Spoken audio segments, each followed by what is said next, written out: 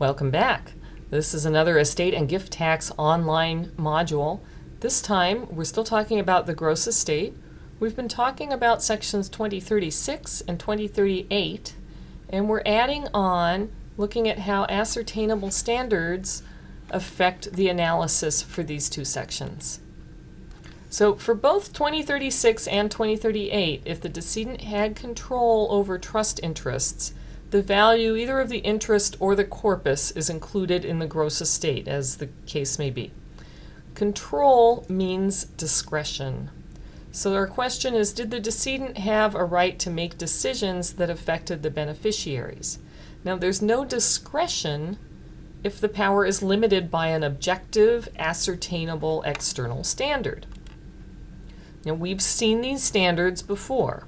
Health, education, welfare, standard of living, support. These are all ascertainable standards, which means that a court can enforce them.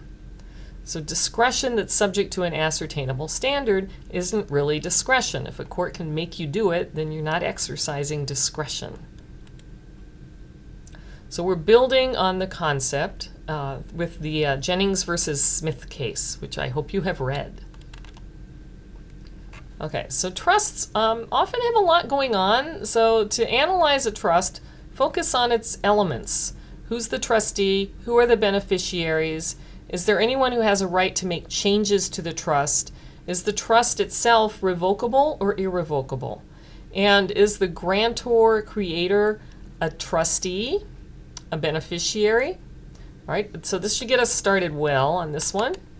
In this case, Mr. Jennings set up a trust for his son, one for each son actually. Was this inter vivos or testamentary? Was it revocable or irrevocable? Who are the trustees? Well, the trustees are Mr. Jennings and both sons. And the trust for the income, the trustees can accumulate and add it to principal, or they can use it for the beneficiary son to maintain him in comfort and accordance with the station in life to which he belongs.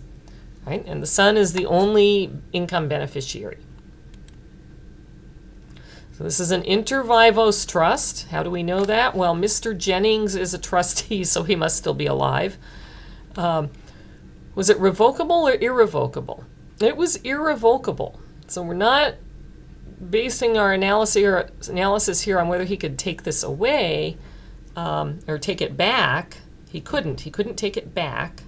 The trustees are Mr. Jennings and both of his sons, and the son, one of the sons, is the only income beneficiary.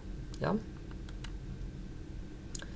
Okay, so with respect to Mr. Jennings, and then the remainder goes to that son's issue.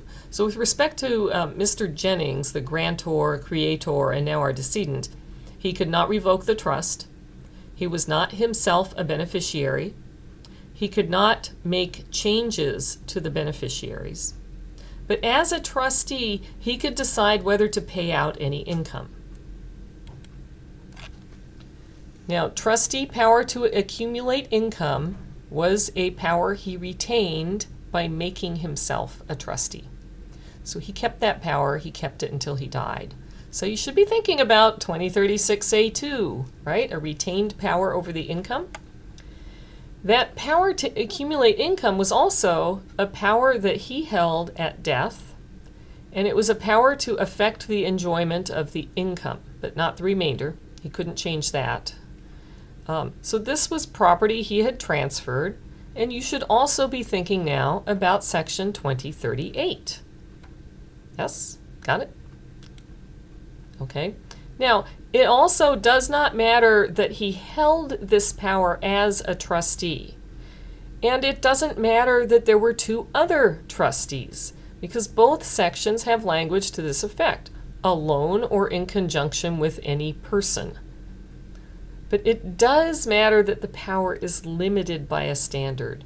Trustees in this case can only distribute income if it is necessary to maintain the beneficiary's station in life. That's something a court can enforce. It really is not discretion. And 2036, therefore, does not require inclusion of the trust value in the gross estate, right? Because this is really not a power. There's also more to this thinking. The trustees also had a power to invade the corpus, right? Now, that was a power that Mr. Jennings had transferred. It was a power, or it was property he transferred. It was a power he held at his death. And it was a power over the remainder, right? A power over the capital or the corpus is a power to deprive the remainderment. So we should be thinking about 2038 here. However, the power to invade the corpus was only triggered in certain circumstances. What were they? The trustees could invade corpus upon a prolonged illness of the son or the son's issue, or financial misfortune.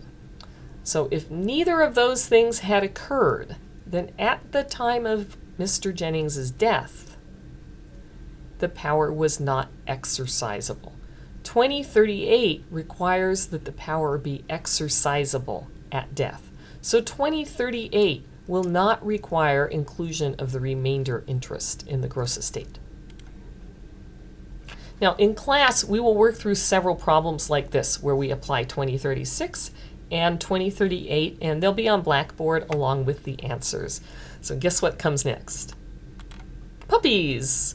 Thanks for watching.